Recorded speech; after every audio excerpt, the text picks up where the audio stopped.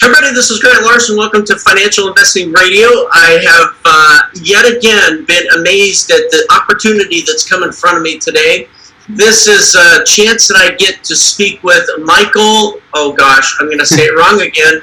How do you say it, Michael? Kalisperas. Kalisperas, Michael Kalisperas. I just met Michael, that was probably a couple weeks ago, through another podcast, and had the opportunity to do a little bit of learning about his backstory. I was so impressed with what he's done with some things in life. These are very real issues, and what he's done in this blending between his backstory and investing. Anyway, without going any further, Michael, welcome. Thank you. Appreciate that. It's good to have you here. You know, one of the things that impressed me as we got to know each other was, well, first of all, not only what you're doing, but what got you to this point and the journey about that. And so I wanted to see if we could back up and talk a little bit about yourself, your background, and what's brought you into this world and the things that you're doing. Sure. I actually come from a different background. I come from a design and marketing background to where, well, I do that now, but I am in property at the moment. And the reason why I got into property was of a massive life event that affected me and my family. And if I rewind back to that, it was 6 years ago. My son was born healthy. My son's called Vasily, and I had one daughter, Ellie, who was our eldest at the time. And he was born healthy, no problems with him whatsoever. But unfortunately, within not even a day, we started noticing things wrong with him, and he had a reaction, we believe, to, I mean, we can't prove it, we had a reaction to the heel prick that they give these children, you know, they give, right. So we believe that. Now, we don't know, but he developed jaundice, which is very common in children, and there's different forms of it. You get pathological and physiological. Physiological being the normal one that I think something like 60% of children get. Pathological is quite rare, but it's not that rare, if that makes sense. That's contradictory, but it's basically, it means something's up. So we believe the heel prick, the vitamin K, he reacted to, and basically, cut long story short, these things happen, and they normally put the children under phototherapy lights because he developed something called jaundice. It's sort of the bright lights that they stay under for a few days, right? That's right, yeah. But they didn't do that. He was extremely yellow. I mean, as yellow as a daffodil, literally. A very yellow, bright plant. He was really yellow. It was, and we had a nurse come round and basically was reassuring us everything's fine, no concerns. Even wrote that on her forms. And to cut a long story short, we were still concerned. We called in another midwife. The next day, another lady came in. It was just like, you're reassured. You just trust these. You got to trust them, but we'll still have this instinctive, like, parental kind of. Something's not right. Something's not right. Yeah, even with the reassurance, and then cut a long story short, just fast forwarding it slightly, we ended up in hospital under review. Still, kind of like not. Still, we were stressing, but didn't even imagine what would happen, if you know what I mean, with what happened in the end. We were stressing something was up, but didn't think anything serious because of the way we were treated before, if that makes sense. When they came around, they're saying jaundice, no concerns, that kind of thing. So they're very dismissive throughout all this. Very, very dismissive. The second midwife that came round was, but basically she there's an advert in the UK. There's a drink called Tango, Orange Tango, and back in the 90s there was an advert called. If you drank your Tango too much, you've been tangoed, and there'll be these pranks that go on. So people turn orange and they'll be tangoed, and it was just a prank. Anyway, she said, "Blimey, he is jaundice. He looks like he's been tangoed, as in he's orange." And just the gesture, the jesting there, just made us feel like, well, she's not massively concerned, but she sent us in for review anyway, and that meant we had to go to hospital for review. Now, in the UK, unless something majorly happened, you can't just walk in with a jaundiced child when you've already been seen and they've said no concerns. You've got to be sent in for review. So we went into hospital, and there was delays and so on, and cut long story short, before we knew it, my son was basically being resuscitated. We were watching him practically die behind a glass, and we saw my son. We ended up in hospital for a few months, and see my beautiful son change from being completely healthy to becoming brain damaged, deaf, blind, no control of his body because he had spastic quadriplegic cerebral palsy, which is full body cerebral palsy, including internal muscles, so your throat, the stomach, and everything affected him, non-verbal. So basically, he had just taste left, and it was a shocker, from being born healthy. It just threw us back. I suffered post-traumatic stress disorder. My wife did. Even my daughter, Ellie, at the time, she was going through. We ended up putting her through some sort of therapy help, where someone would come around and do play therapy. So play with them, trying to get what she's feeling. Right. It was very, very intense. Especially when it's something as simple as jaundice. I mean, exactly. This is a curable thing, right? It's curable. In fact, in America, I think they have it as something what they call a never event, something that should never happen. And in the UK, I've been trying to campaign for it to happen as well, because a never event in the UK, it means like if they're doing surgery on you and they accidentally leave, I don't know, some scissors in your stomach, for instance, they're doing some surgery, they leave a tool in your stomach, that is a never event. It shouldn't happen. And in America, they actually have jaundice that can cause kernicterus, I believe, as an never event. And I think a group called PIC, Parents of Infants with Children with Kernicterus, actually help put that in place. And massive, amazing support in America, which is, I've got some brilliant friends that have got children suffering from a similar condition to mine. But it's a slog to try and get justice, to try and help your children. It's a slog. Spreading awareness is a slog, and the other side of it, it does affect you. It does affect you whether you like it or not, psychologically, but also it affects you financially. When you're stuck in hospital for these months, you still got to think, I've got to pay those bills. And that what did you do? I mean, this is huge. That's life changing. Yeah. So were you still doing the digital work during this time? Or what happened to your job? At that time, I was actually on the cusp of I already set it up. I spent a lot of money merging the digital marketing stuff with print work. So I actually had big CNC machines, embroidery machines, laser machines, and large format printers. And I built a company called Arctic Signs, and basically this all came at a very difficult time. But I was still going to plough through, and I did plough through with that during this time, but obviously had a good few months off it. And even when I started doing it, I wasn't really doing it. My mind wasn't into it. The other side of it, the tentacles of something like this happening for children and families that suffer from disability are, you get extremely exhausted because you haven't got no time. I mean, even before, when my life was very normal, I always felt there was never enough time in the. I don't know if the people that were listening to this could relate. I mean, we always feel there's not enough time in the day. So when you're actually getting 3 hours sleep, 4 hours sleep at most, because your son's screaming and he needs help and he needs feeding throughout the day and night because he can't feed properly, and he's got pains, then you start realizing what I definitely haven't got time. And to do that with work and to keep clients happy and to do was extremely immense and a lot of pressure on me because I was researching everything he was going through to try and help him as well. So it was a very difficult period of my life, definitely. Yeah, huge difficult. So life's normal. You got this mistake that happens in the medical community that your son doesn't get what's needed and has this life-changing impact on you. So did you stop that business then? That digital marketing? I sort of ploughed on a couple of more years, basically, bits here, bits there. Then I started realizing I need to sort of niche it down into the marketing side only, so more laptop lifestyle.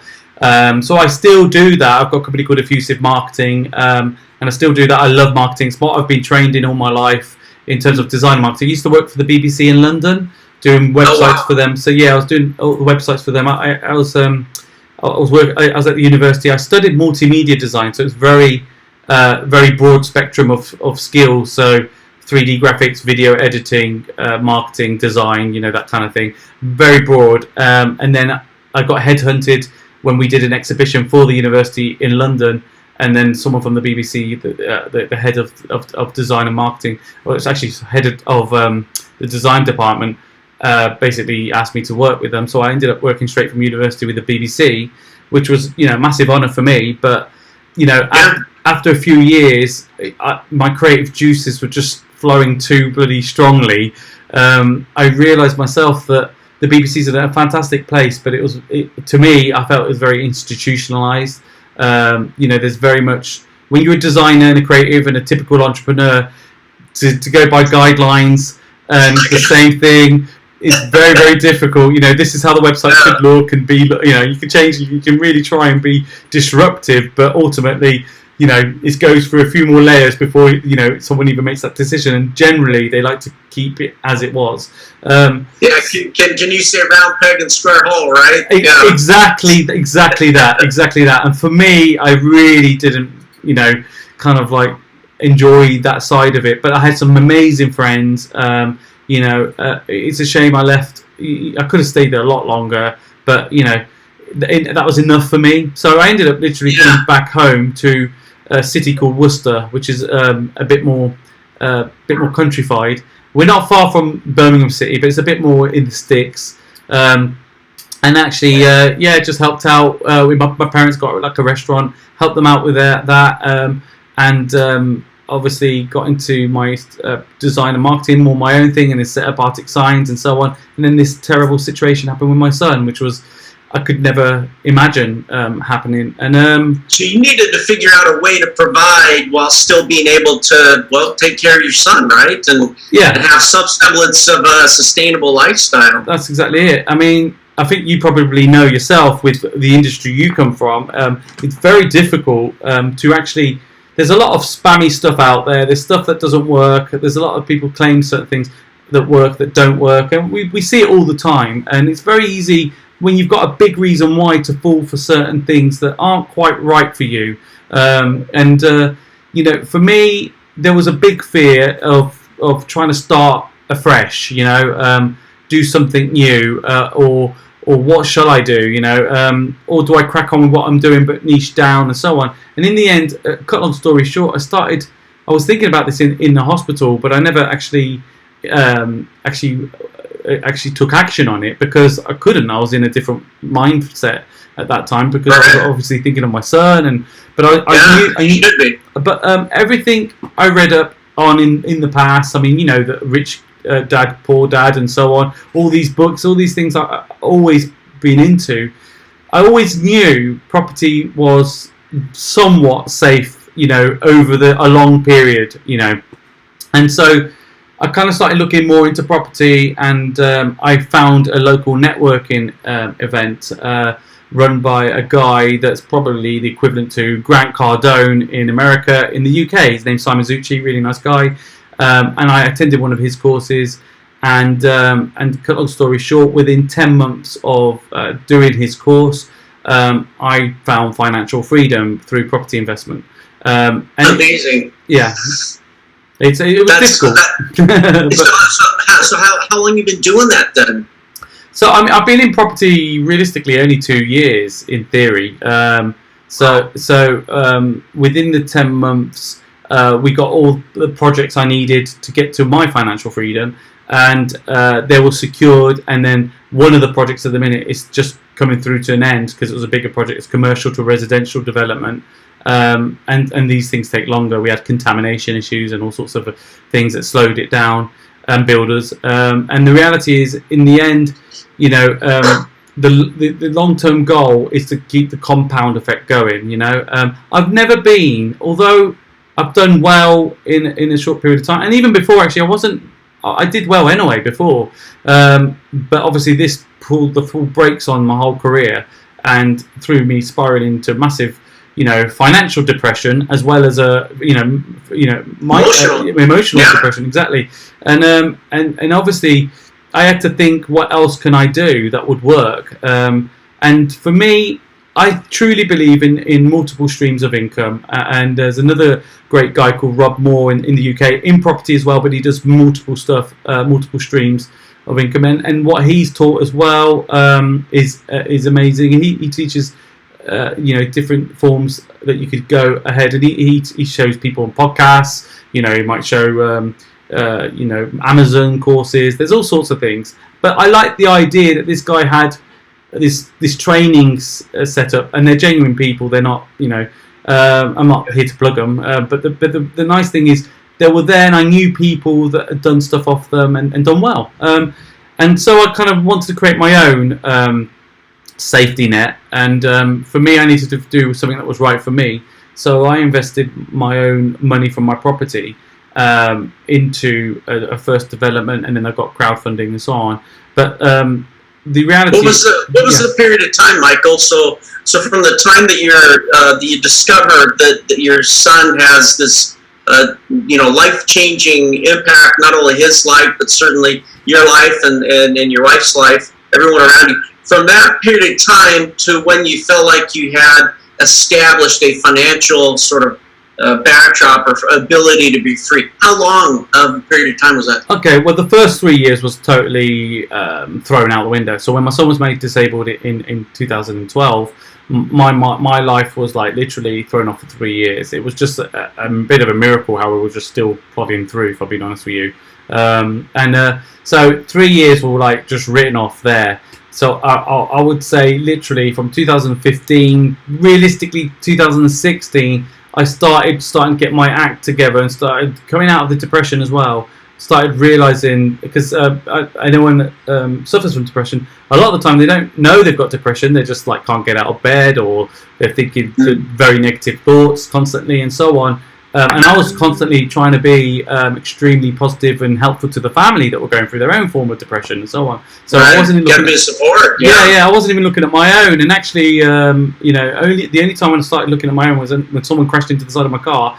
And I was like, my car was written off, and I went to the doctors and I had to take tablets, because that's when it kind of like it actually impacted on me, and realised that this, I was suffering from something, because we had the baby seat in the back car, but no children in there. But the visual side of seeing the baby seat thrown across, even though it was in the seatbelt, thrown across the other side of the car, just hit home. I don't know, in my mind, and I was just like, I suddenly physically felt really disabled myself. I could barely walk. I had tingles in my legs. It wasn't from the car crash. It was just like, this was like, this was shock to the mind. It's like almost like woke me up. Emotional response. Yeah. It was like a delayed response. And then I started looking into sort of like getting help for that. But then I realised very, very quickly, and I wouldn't say to everyone, I realised quickly that tablets weren't solving my problem. So these antidepressant tablets,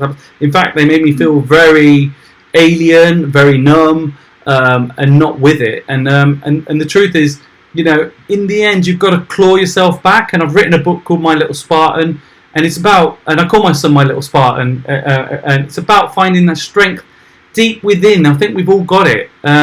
We've got the strength that's deep within us, whether we think it or not. It's there, and you just got to accept that you've got to allow it to come out, and you can't keep pushing it down. And because we've all got strength, no matter how much you think you haven't. And even with knowledge, in terms of learning new skill sets and so on, in wealth creation and so on, a lot of people think they can't do it because it's not what they know.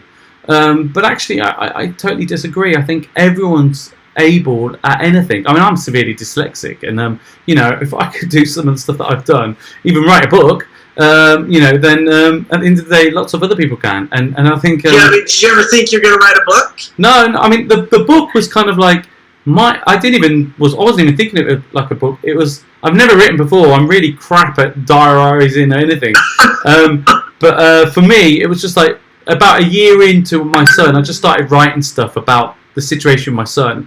And it was, and I wasn't thinking about it. I was just writing stuff, just getting it out. I didn't really. I'm quite a proud person. I get it from my dad, who's from Greek origin and quite proud and keeps things to himself. And you can't tell everyone you're down. And there's no such thing as depression. Very old-fashioned sort of opinions on it. And I'm very much, was very much similar. And I'd keep it bottled up. Trying to talk it to people was not really a thing I would want to do.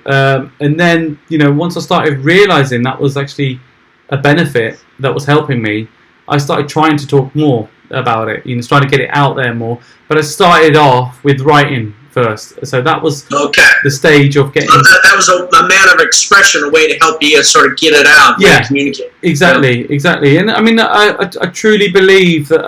I didn't really expect to be, I didn't put it together expecting it to be a book, but I truly believe that these things kind of happen strangely for a really weird reason, and people might think otherwise. It's strange. My son has been, maimed to some good degree. He's been hurt, but he's actually strangely saved my life in terms of me and my family's life in many other ways. In terms of us really truly appreciating and being grateful for life and what it's about. And we're all aspiring to do something, and we all want something. But at the end of the day, it's really important to understand that part of the wealth part of growing, and becoming, more stable, is actually the health part of the mind. So, I mean, when people say it doesn't matter which, celebrity that's made a lot of wealth you speak to, they always say it's about the mindset. It's not just about the mindset to get your mind into the position to be taking action.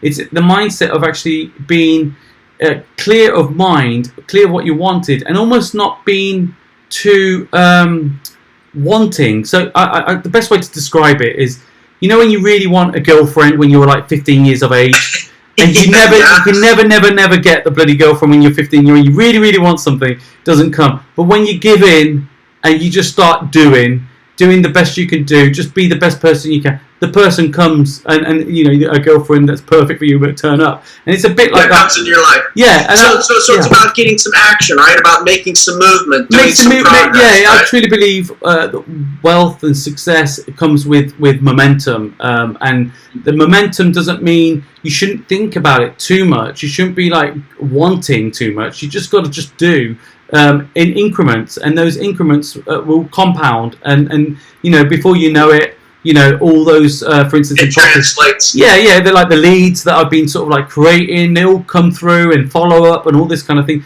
That you can get great deals by just doing that. But if you really, really want something, you visually look like you're desperate. And if you're trying to and you go after it. So if you're doing that in a property deal, and you want this property and you want to get it at a decent price, and you're being fair, but they're being stubborn and so on, the reality is they can see it on your face. So as soon as you just stop giving a crap, and actually just go by logic, and not by the emotionally, then I think people, you get more, really do. Yeah, you get more out of it. Yeah. Definitely. So you mentioned something a little bit ago about how you had to sort of find the strength to pull yourself out of it. Where did you find that, or how did you find it? Tell us about that. Sure, yeah.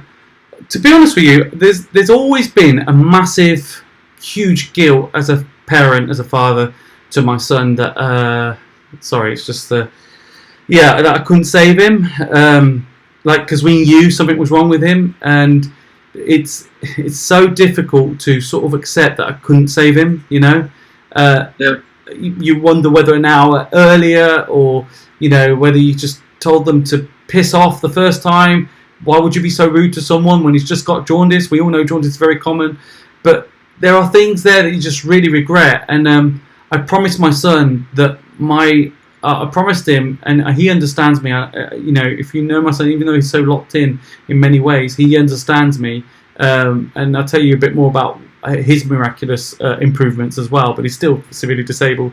But he, I promised him that I would do everything I can for him, and if it means, finding, a super suit that costs millions of pounds, I want to be able to have that available for him. Now, the reality is, these things, through technology, through faith, through love and support, there's always momentum you can get for the benefit and move forward and so on. But my reason why was my son, and every time I felt very struggled or in a very, very sort of stressful state in terms of business, I just thought once of my son sort of there fighting his own body, because his muscles, his brain tells his muscles to just, go off, and still that beautiful child can light up a room with the most amazing smile. And on my Facebook profile, you see him. He's got there, and it's like a little animation of him, a photo GIF of him. And I've seen it. Yeah, his smile is just immense. And I thought to myself, how dare I complain? How dare I complain? I've got, could go broke, could lose everything. How dare I complain? And not just my son, other children, other people. There's so much crap in the world. We've just got to appreciate what we've got. And even when bad things are happening to us, and we've gone through crap series of other things, including cancer, and even when stuff like this happens, you've just got to really sort of grab hold of, we're so lucky to just be born. And I truly believe in laughter. So I truly believe in being an idiot sometimes, having a bit of fun, not taking yourself too seriously. I think people attract. They attract. It brings an attraction of the right people towards you. And that's in business as well. I mean, people. I remember joking on a Facebook forum once, and in a property forum, and some gentleman messaged in the group saying, "I don't think it's really that professional to be joking in this forum." And I said, well, that's my personality, and the kind of joint ventures I want. And other people were laughing. There was people like that. And the joint ventures I want, and the people I want to connect with, are the people that want to connect with me as a person and my personality. So, thank you for your comments, but, I'll ignore them. But there's a time and place. It was gratitude. It was a sense of responsibility. Yeah. And it was a desire to have some joy in life too, right? Through this laughter, right? The ability to see the positive out of things as well. Exactly, the positive, and you have to make time to. You can't feel guilty to smile, to enjoy, just because something else as bad has happened. You can't feel guilty to do that. It's really important to do that. And like I said with the last statement, there are people out there that want to connect with people that are like that, and that can help you in your property or whatever industry you're in, because you're just being you, and you will attract the people that actually fit you as a business. The worst thing is to get into partnerships with people that don't work. So it's really important to get past these stressful periods. Is that, like you say, gratitude, but also, even if you're not feeling it, really try your best to put yourself in environments or in networks that are quite uplifting, positive. Connect with people that are very, positive. But I find comedy absolutely a lifesaver. My dad's a natural comic, by the way. His jokes are terrible, but that's what makes him bloody funny. That's what makes it funny. That's what makes it funny. He thinks he's funny. He thinks he's funny, and my kids think the same of me. So I don't know about mine. So, yeah. Well, so when I first met you, you made a comment about how all the things that you've done around this investing was really just a means to an end. That you've got a higher purpose, Michael, and I think that's a really key way to look at all the things we're doing around investing. It's not the end in of itself. It's what are we doing with that, and where are we going, and whose lives are we trying to impact by? And I think your life exemplifies that. Thank you, and I really appreciate that. I mean, I've always had an inner need to serve and help, and it's just I can't help myself. I mean, to a point, sometimes maybe I'm being a bit too much. I'm helping too much at my own expense. It's something that I could change, but it's partly me. I don't really want to change. Obviously, I've got to put some sort of like stoppers on it in certain areas, because some people take advantage, and time is valuable, especially when you've got a son that's like severely disabled and potentially life limited. So my time is extremely valuable, and so my time costs. So, but I tend to give a lot out for free. So whether it be in marketing or whether it be in property, I give a lot out for free. But I'm slowly starting to get myself a bit more, a bit more regimented, purely because of the what I explained earlier about my time is very, very valuable at the minute.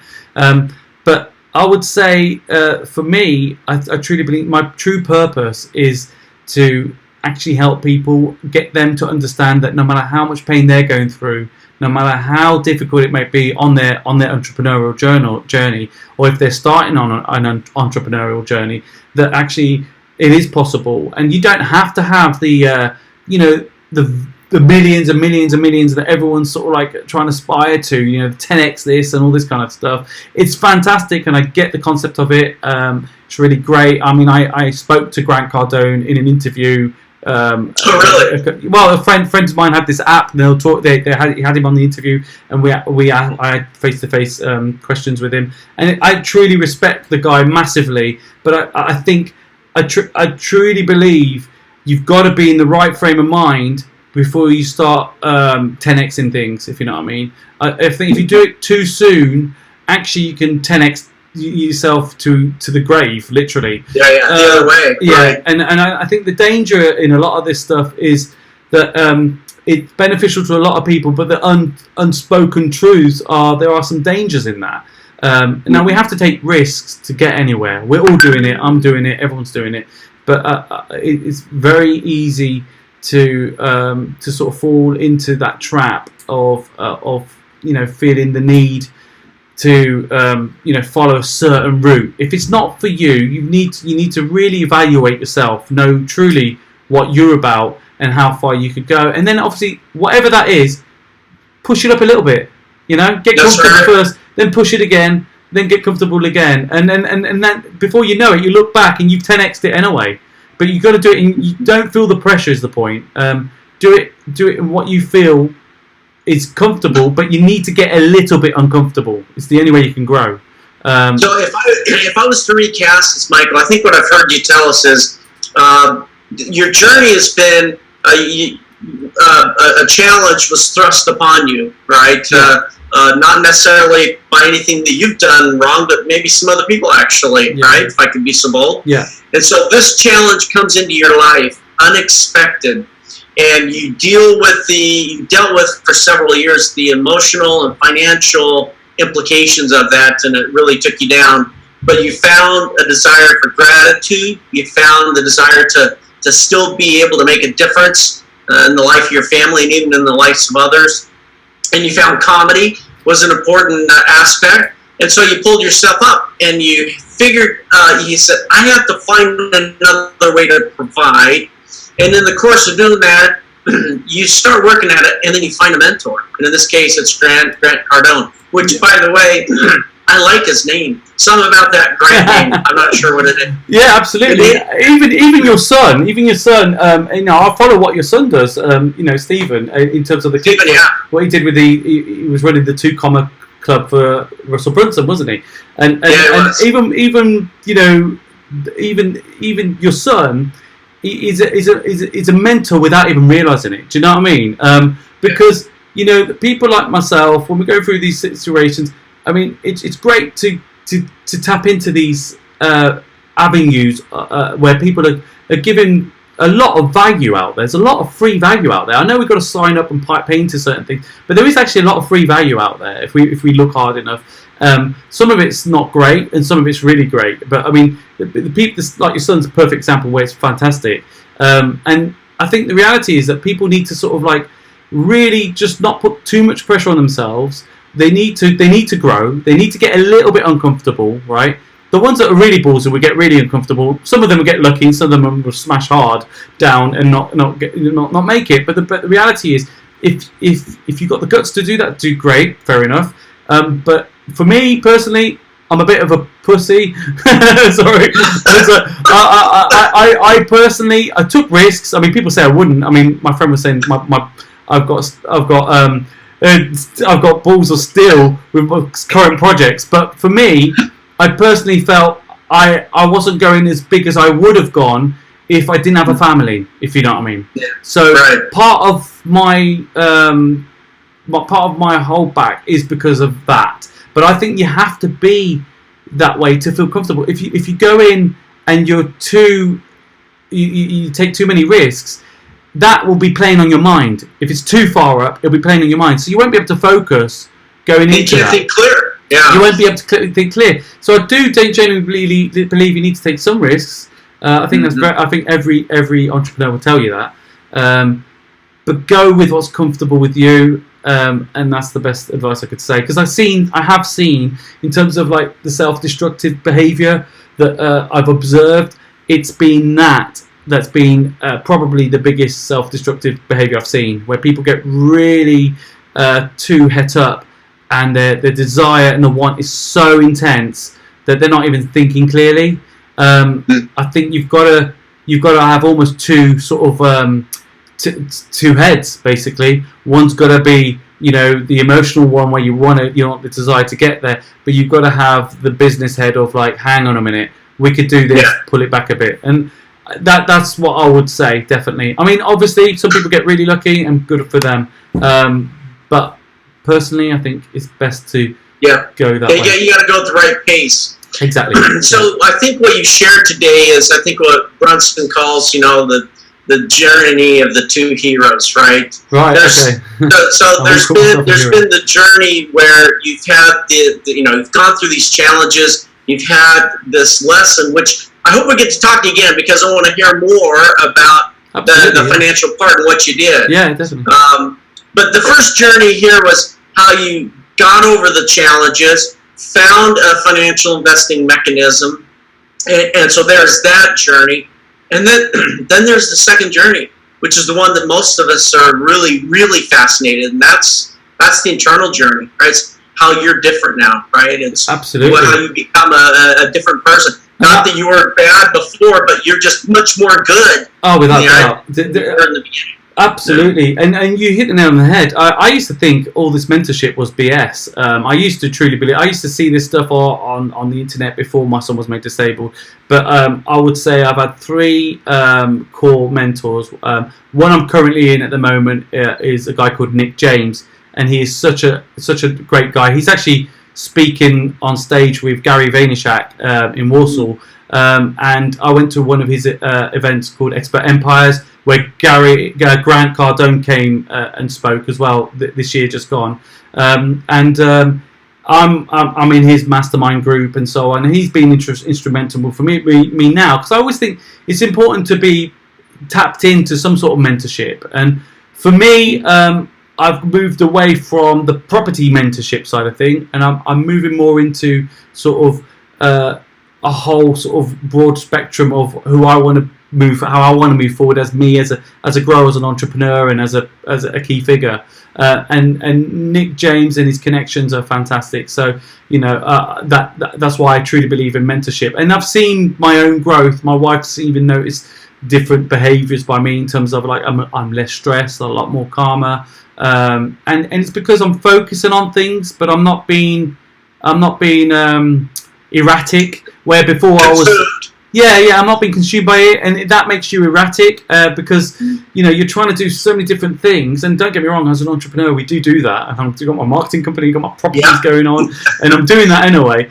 And I'm also just starting. I'm going to be doing training in marketing as well. But the reality is that at the end of the day, that's because that's my desire, my love, and I'll go at my own speed to do that now. I'll just I can just do it as and when I want.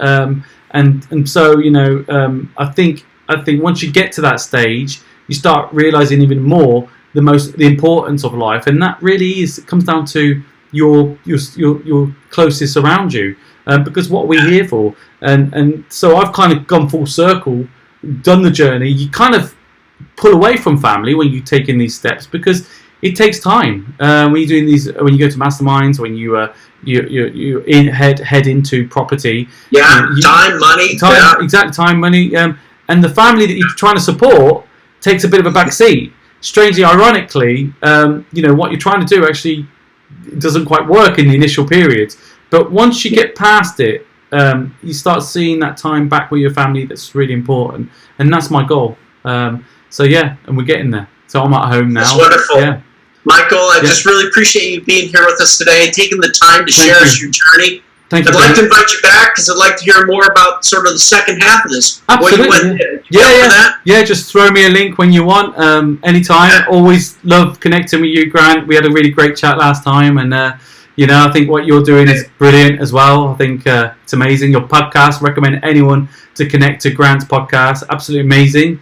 and no, you're welcome, mate. And obviously your family. I mean, you're like a family of entrepreneurs. There you go. I mean, your daughter's doing well. Your son, it must be in the blood. It's in the blood. So drinking. I don't know what it is. You've done something very, very well there, Grant. So good for you, mate. But you want to have that free mind, right? That's it. That's exactly. And I tell you one thing I noticed actually, which is what partly why I kind of like said yes and connected with you, is I can see you've got a very natural, energetic, and a happy, positive personality, and that's what I meant about that connection. I mean, I've had people ask me to do a podcast before.